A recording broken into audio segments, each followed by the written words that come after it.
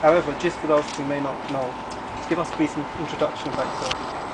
Okay, well basically myself, been in the industry for about 10 years now. Working on a lot of Indian remixes, started to work on that, and then started to kind of work on like mainstream remixes like Craig and Mystique. And then obviously kind of worked with Jay, Sean, Juggy Dean, and I've done a lot of stuff in Bollywood. So yeah, just been doing my thing. It's been like 4 years since your last solo release, Simply Rich. How does this new project, how does that compare to the last one? I think it's kind of it's like the next level from that, you know. For me, obviously, like Simply Rich was like my own album, and then after that, I've been doing like Jay Sean's album, Juggy's album, and various other people's, and you know, it's like I've never had that opportunity now to kind of do my own thing. Yeah. So this is like a definitely representation of what I've been feeling, you know, for the last couple of years, taking all my influences of what I've kind of learned musically, yeah, so putting it all in, you know, into the album. Project that's like been hugely anticipated for a long time. How what exactly is the project about? Well, the project basically is like my project, you know. It's like me. I'm doing an album with people that I love working with, people that, you know, don't have to necessarily be successful or have record deals out there, and just kind of like helping people's career. So it is like the Rishi Rich project has always been about kind of working with new artists, you know. I mean, are you expecting anything from it? Not really. You know, I'm just like, I'm nervous because obviously like people, there's that pressure on, you know, on the album. People saying, oh, you know, I can't wait for the album. We've been waiting for, you know, for about 2 years. I'm like, okay, well, relax, because you know I've been waiting to kind of put the album out as well. So yeah, I think if anything, I'm excited to see what people think of it. Yeah. So many artists have worked with you. Who's actually on it? Well, the Asian side is Desi Laydeez, Sukhbir, George from Canada, Master Rakesh, Linda Badesi.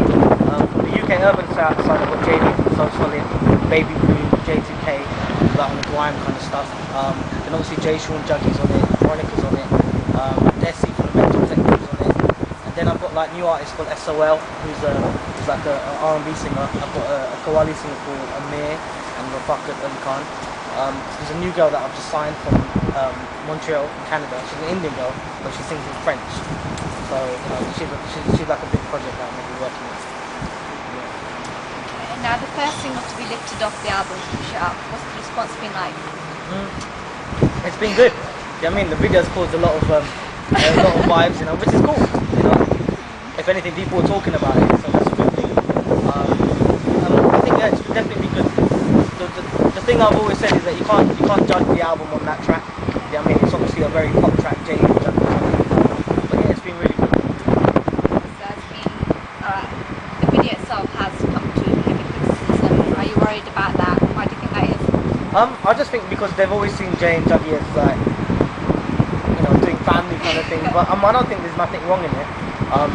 And I've always said, like, obviously I've been in the scene for so long, I would never want to damage it. You know what I mean? I just think, you know, people just need to kind of open their minds. I mean, the stuff that's coming from Bollywood is even worse, but no one says nothing like that. So just based on that, basically, we're very stereotypical when it comes to saucy videos, because Jay Sean's Stolen video came under similar criticism Yeah. the last scene. I don't think that was, are we too stereotypical? I think so. Do you know what I mean? I still think that, you know, I think it's obviously, you can't blame it because we've got a lot of respect for our parents, a lot of, you know, the elders and stuff like that. But at the end of the day, if you go to an Indian club in Nottingham or Leicester, you see what happens to them. You know what I mean? So it's like, we shouldn't hide behind closed doors, but then obviously there should be that respect. Which artists, past and present, have inspired you? I mean, R.D. Burman's definitely been one of my inspirations. Adnan Sandhu now is definitely someone that, you know, I look up to. You know, from the States, I love like Donald Jones, you know, the R&B artists.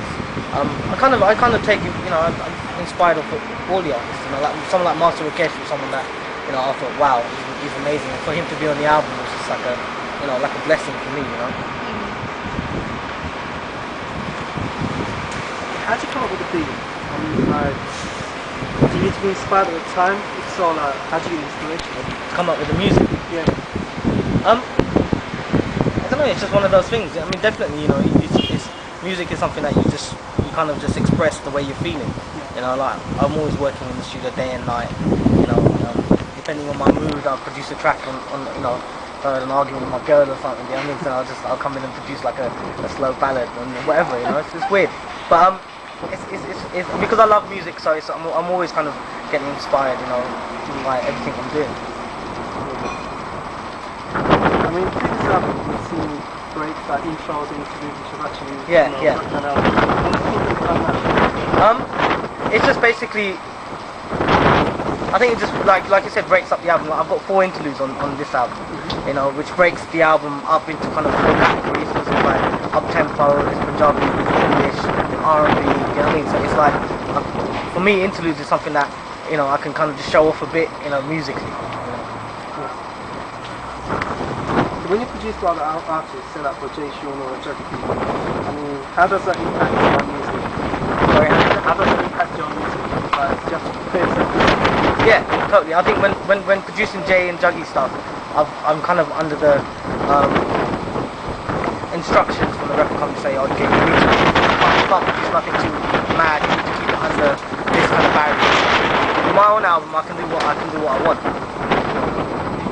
Another thing is, Bangaton obviously has some music. So a lot of people might know what it is. So what exactly is Bangaton?